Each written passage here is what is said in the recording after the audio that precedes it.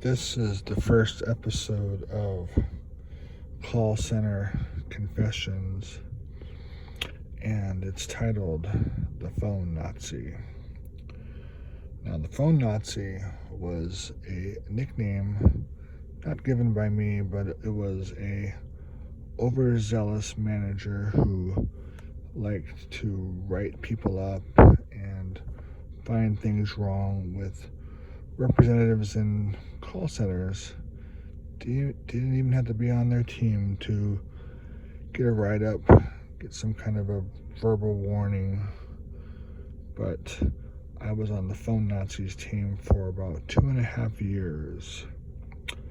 I remember one day that I was chatting with my co-workers about whatever we were chatting with, just some small talk, because there was actually a lull in calls and we weren't taking calls at the specific moment. We were laughing and having a good time. The Phone Nazi came over to me and told me, "Why don't you piss everybody off around you so then you don't talk to each other?" That was actually said by her. And I looked at her and said, "I'm sorry to be living in a world that you have to find fault in everything everybody does."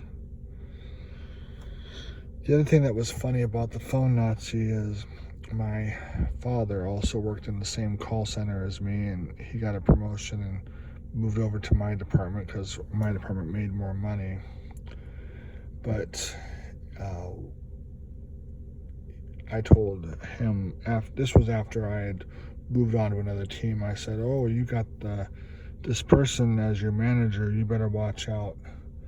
And of course, him being prior military, he said, didn't think of anything of it, just was like, "Oh, this will be fine, whatever." Fast forward 6 months later, my father is on antidepressants and is nervous at his job because basically she comes behind him and messes with his phone when he's in the middle of a conversation with a customer. Now, keep in mind, you're only hearing one side of the conversation. So if you say the word "I don't know" to a question that the customer is asking, you're being honest. But in the Phone Nazi's mind, that isn't the right answer. And I just, again, it's just a weird situation that I was in. And since that happened, I was promoted to a team lead, which was an assistant manager. So I basically took over people's teams that were on vacation or they're on a medical or whatever was going on. I would basically be the manager of the team temporarily, do the human resources thing. The only thing I didn't have power to do, I didn't have power to fire anybody, but I had all the other fun things that a manager does. And after I got that promotion, the Phone Nazi came up to me and showed me a picture of her daughter. He said, "Oh, wow, you and her make a really good couple."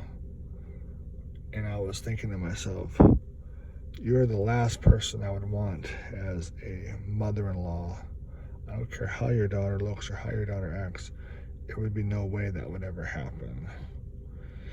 But this has been episode 1 of Call Center Confessions.